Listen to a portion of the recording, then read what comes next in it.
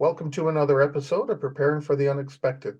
I'm your host, Alex Fullick, and as always, we like to talk about things related to resilience, agility, business continuity, crisis management, anything that helps you, your organization, or your community prepare for, respond to, and overcome adverse situations.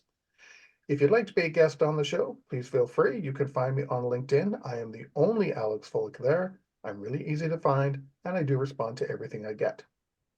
Today, we're going to be talking about agility, resilience, and anti-fragility with the author of The Anti-Fragility Edge, Si Alhir.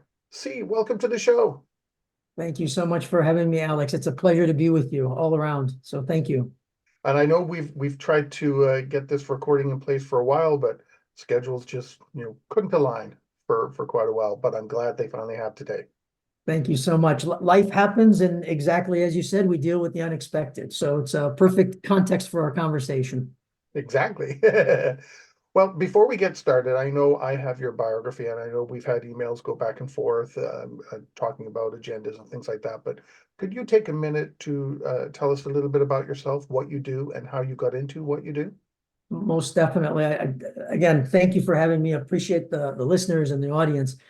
Essentially, I'm a coach and consultant, practitioner, and author. And I very openly have over 4 decades, and as I cringe as I say it, to be honest with you, over 4 decades of really focused work on transformation.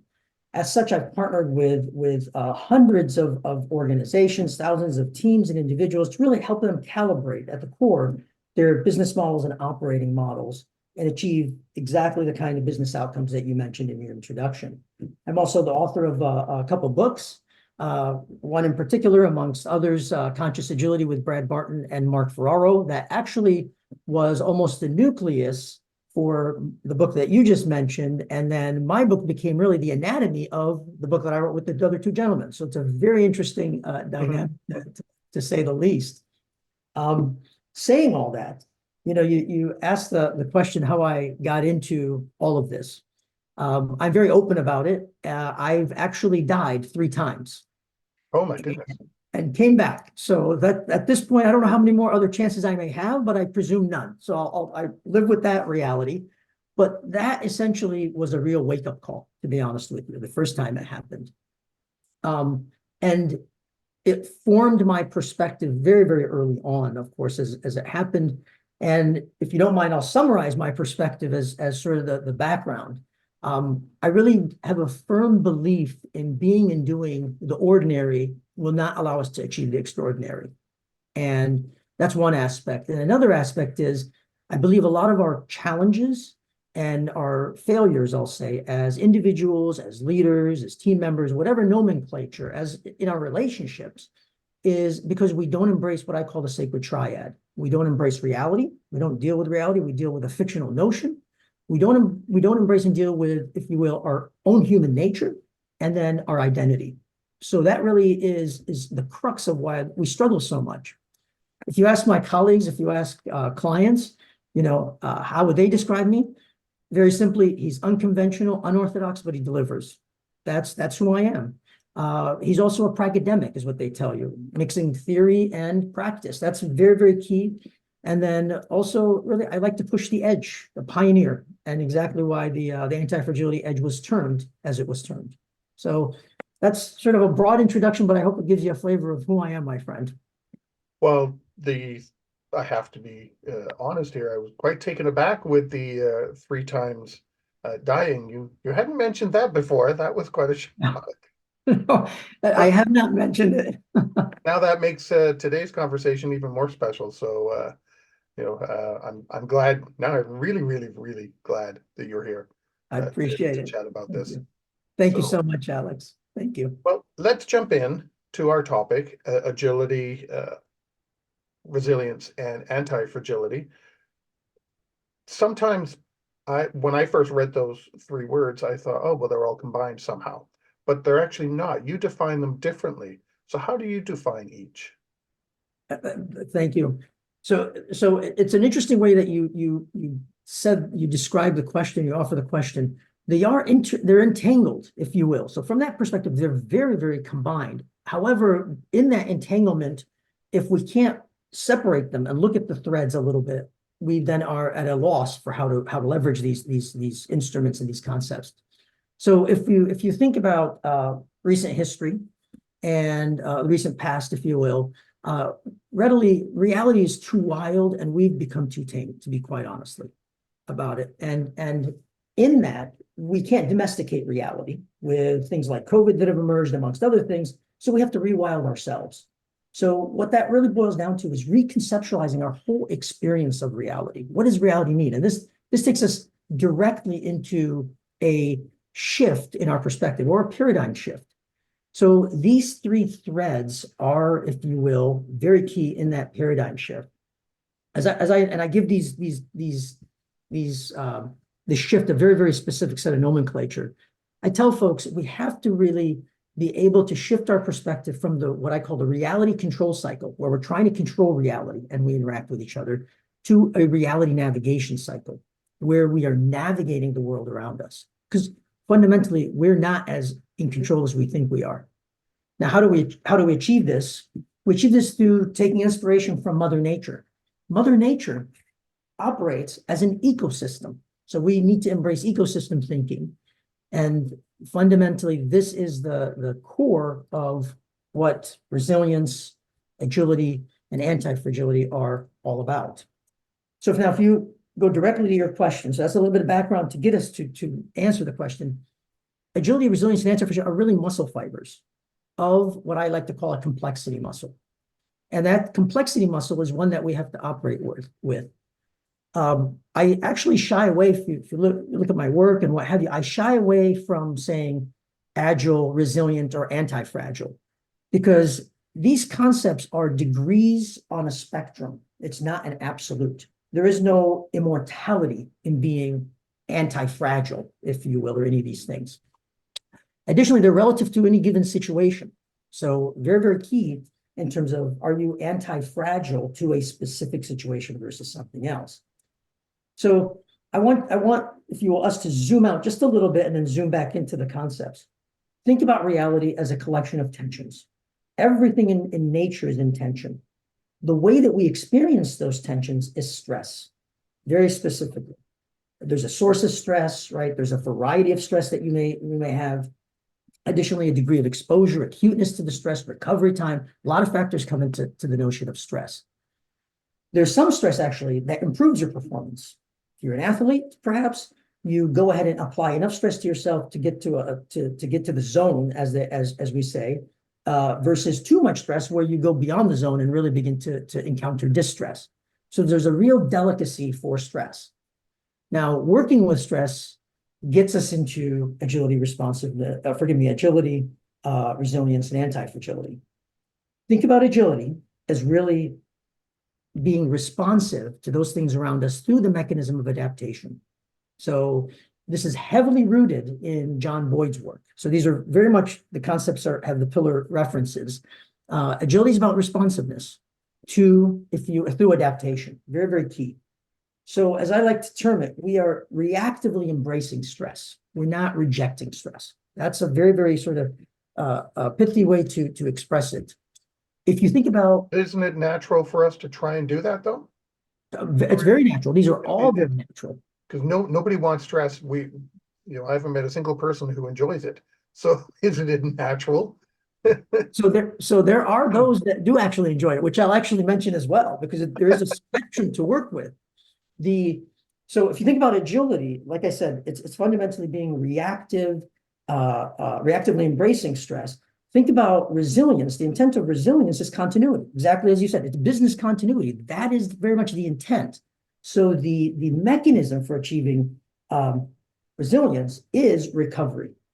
So as I like to describe it, it's fundamentally reactively addressing the impact of stress so we can recover. And now if you look at anti-fragility, now this is going to flip things a little bit on its head. And this is where it gets really interesting. The intent of anti-fragility in Taleb's work, where resilience is actually in C.S. Hollings's work, for anti-fragility, the intent is growth through evolution. The only way to achieve growth through evolution is to proactively seek, not avoid, stress. Otherwise, you'll atrophy, if you will. And if you atrophy, you're not going to be able to grow, etc.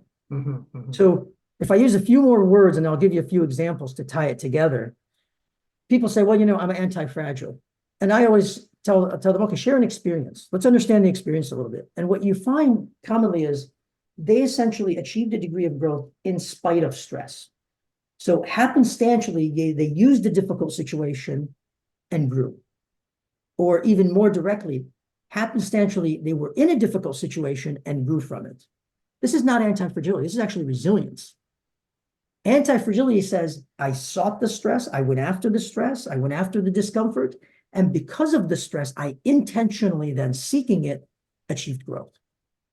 Two examples, if I can give you, Alex, and I'll pause, forgive me for rambling a bit. Two quick examples. Our immunity system. During the winter season, right, we all try to get a vaccination for the flu, etc. We actually seek the stress of injecting a virus into our system so we can build and grow our capabilities in order to handle if we get ill. So that we seek that virus. Athletes, I already mentioned briefly, if you look at muscles, as we've been talking about, you don't sit back and say, hey, my muscles are going to grow. You actually go to an intense workout to push yourself in order to go ahead and grow those growth muscles. I'm gonna pause and see if you have a thought, and then there's another way to look at this as well.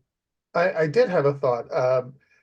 Can that same framework that you just described with the examples, it sounds like that's also what organizations can do and teams can do. It's not just on an individual level, but to me, I'm thinking of organizations and teams as well. Is that correct? Completely.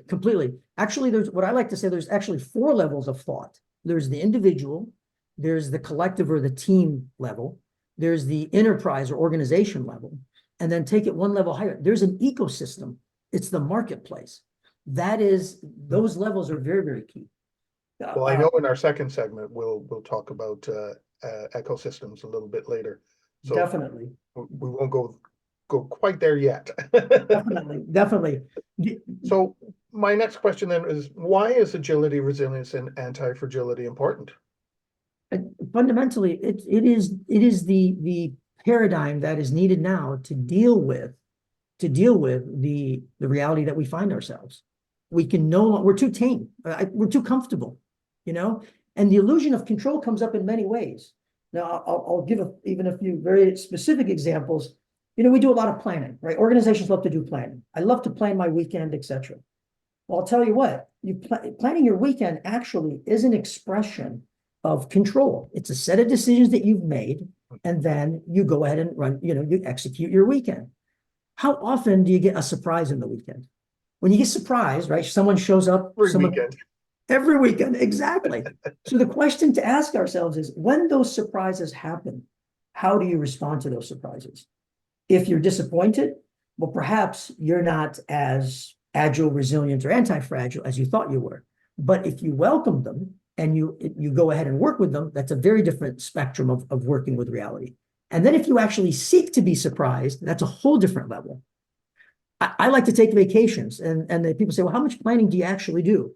I said, well, I plan the destination. I plan when I'm going to arrive and when I'm going to leave. Everything in between, I want to push myself to see what's there. Get to the edge and see how much muscle I can build. I do the same thing. I'd rather just arrive. Okay, now what's here? Otherwise, I'm setting myself up usually for failure because I want to be at a certain place in a certain time. I rush to get there, which means I miss all the things on the way there. And by the time your vacation is over, you're stressed out because you've just been running all over the place. Exactly. I'd rather just arrive. Okay, now let's see what we can do. Exactly. Exactly. And it reminds me what you were talking about, having control. It reminds me of the Buddhist way of describing things is, you may not be able to control what's going on in the world, but you have 100% control over how you respond to it. Precisely. I want to introduce another sort of thread for how to view these concepts, if you don't mind, because it's very relevant, especially as we get into ecosystem specifically. I said think about reality as a collection of tensions. Well, here's another way to think about reality, and this one is heavily tied to complexity. Think about reality as the in-between order and disorder. There is no absolute order in the world, and there's no absolute disorder. And I use those words when you think about the word order, think about regularity, right? Think about disorder as irregularity. And these are relative terms, but fundamentally, reality is in the in-between. And now what stress becomes to us is really the degree of equilibrium and turbulence that we experience. So to tie these directly back now to agility and resilience and anti-fragility, from an agile perspective, we have an affinity to order. We know that the world is ordered, and then we're reactive to it, to the stresses that we experience. We have a tolerance for change. Everybody has different tolerances for change. Mm-hmm. But what we want to do is push toward the in-between. If you think about anti-fragility, you actually, because you're seeking stress, you actually have an affinity, if you will, for disorder. So they're very, very distinct in that way. Additionally, if you have that affinity, you got to ask yourself, well, what's my tolerance, right, for the lack of disorder that moves me toward the in-between?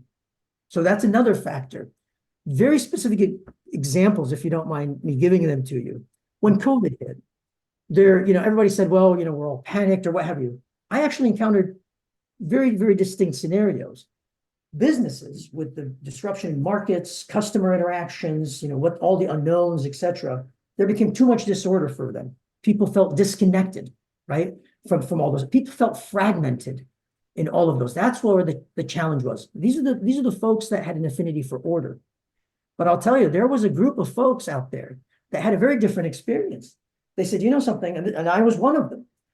I'm getting off the road. I'm going to be operating from home. But something, now that I'm operating from home, it's far too predictable. There's not enough variation. I'm not being surprised by my flights being canceled. I'm not surprised by the person I meet in the airport. So really what began to set in for people like myself, respectfully, because I do lean in that direction, is stagnation. It's like, oh my goodness, I got to find ways to challenge myself, to push myself. So if you think about order and disorder in this way and how now these concepts come into play, it's a very, very distinct way of interacting with the world and being able to achieve more in the world. I'm curious to wonder, how does fear fit in here? Because I know we could, using some of the examples like COVID, people feared it. And, they were running, they may have all been having a happy life, enjoying day to day. And then all of a sudden, when they were encountering COVID, either go home to work or Lord forbid, somebody was sick, they'd run the opposite direction. Yeah. So it seems like fear can throw a kink into things, when you're trying to be on your journey, you're trying to be agile, you're trying to address change, and control what you can and deal with what you can't, but fear seems to really throw things in the air sometimes. So I love your question. This is a brilliant question, to be very, very honest with you, because fear, if you will, you got to ask ourselves, what is it do we associate with fear? And what I mean by that, very explicitly, is fear positive or negative? And here's what I mean by that. I'll tell you, when there are some people, when they fear something, they lock up, right? That's what happens. They lock up. They associate a negative element to fear. There are some people that actually say, something, because I fear it, I'm going to do it. And those tend to lean toward the disorder side of the equation. It's because I fear what will happen next. I mentioned 3 times. I fear, if I use the word fear, what's going to happen if I go and I don't come back? So I look at fear as a positive in that context. Guess what? I'm going to live the best life I can live. It becomes the driver for doing more. So it really is our degree of awareness and how we, as I said, our human nature, our degree of awareness, how we think about reality, what is our identity, the sacred triad of all these different associations with the world around us. So fear is not always a negative is the thing that I would remind us. True. I started this. I was, thank goodness the very first shows I started doing with Voice America, they were not video. It was all audio. But I was sitting here in the same chair, sweating profusely, so fearful of what was going to happen. Yeah. and here I am 6.5 years later, still doing this, but enjoying it. But if I didn't address that fear, if I didn't face that challenge, I wouldn't be doing this right now. And you and I would not be having this Yeah. conversation. Yeah. Well, I have my daughter, she's 30 now, if you will, and she's going to say, Daddy, why did you mention my age? She's in her, I'll say she's approaching her 30. Let me put it that way. But when she was very young, I would ask her very openly, and I would ask her, what is it that you shy away from? I didn't introduce necessarily the word fear direct. What is it that you shy away from? And then as I understood what she shied away from, that is essentially what I would stress her toward or push her toward in a very delicate way so that she's not overstressed and, is hurt. But that was very, very key. As I began to do that, she began to grow that muscle. And now she demonstrates that muscle in what she does as a nurse, quite honestly. And if as an aside, Alex, you would always hear my wife saying, "Si, step away from the child," when she would see me interacting with the child and helping her grow in that way. But these are the life lessons that we teach our children and what have you, Alex. Now, that example, you just got me thinking of something else. How does outside influences impact us? So Either people or something like that. very good question. They influence us in every which way. Some influences are positive, some influences are negative. And I say positive or negative, meaning they can help you grow or not grow. So you got to be very, very careful of who you surround yourself with. I have a phrase, if you don't mind me, I'll use it. And people are always surprised by the statement. When I work with individuals, teams, or organizations, or multiple organizations as an ecosystem, and they encounter a challenge, or they say, hey, our competitor is far too strong. They have too much of the market. We can't do anything. I always pause and these are the outside influences that come into the picture. I pause and I let them kind of get it out of their system. And then I say to them the following. Let me ask you a question. If you were both playing with fire, would you dance with the devil? And they pause and they think, what is he really asking me? Well, what I'm really asking you is, okay, there's outside influences, but don't discount yourself to the point that you can't interact with the outside world. Don't lock up. And these tie to another way to look at these concepts, which is definitely would take us a lot more time to get into, the human side of the equation. How do you look at your capacity, your competencies, if you will, your capabilities? And this is foundational, but here's where it gets interesting. How do you look at your confidence? How do you look at your courage and your conviction? Those three elements are explicitly tied to everything we're talking about. So there's outside influences that we can't, control exactly, so we navigate them. For some people I know, and even organizations, they let outside influences determine their next steps rather than themselves. They give control away. Yes. And this is why the metaphor of a muscle is so powerful. A muscle isn't just built overnight. It has to be built over time. So, respectfully, if you and I go to the gym, I don't know how much exercise you do. You don't know how much exercise I do. Well, we're going to find our tolerances and then build together.